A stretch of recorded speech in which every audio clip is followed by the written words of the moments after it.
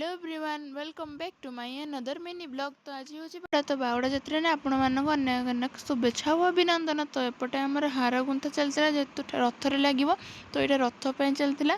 तो एपटे आमर ठाकुर बना सरी जाता। देखो एपटे सब हार गुड़ा बना सरी देन यहाँ थे ठाकुर देन एपटे चलो देखिए तले आमर कौन रंधा हो कौन भल बास्ना हो देन चलतु देखिए।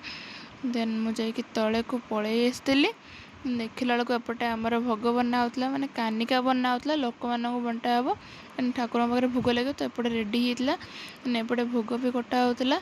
देन तापर आम पलैलु रेडी होपाई। तो ये पूरा रेडी हो जाती जितु रथ टाणी जी देन मुझे पूरा रेडी होकर बाहर गली पाखक। एपटे आमर ठाकुर पूजा चली था जेहेतु आज बाहुड़ा थिला। तो एपटे पूजा सारिक आम ठाकुर को तौक नहीं गलु।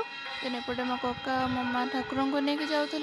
देन आम रथ टाणिलु एपटे भोग भी बंटा होता आम घर घर भोग बंटा कार्यक्रम केवे सरबनी। तो चलतु आउ गोटे नेक्स्ट रथ टाणवे। तो एपटे रथ आसी पहुँचेगा देन तार टे मुझे क्लिप नहीं तापर आमर केमी एंजय कलु चल देखिया।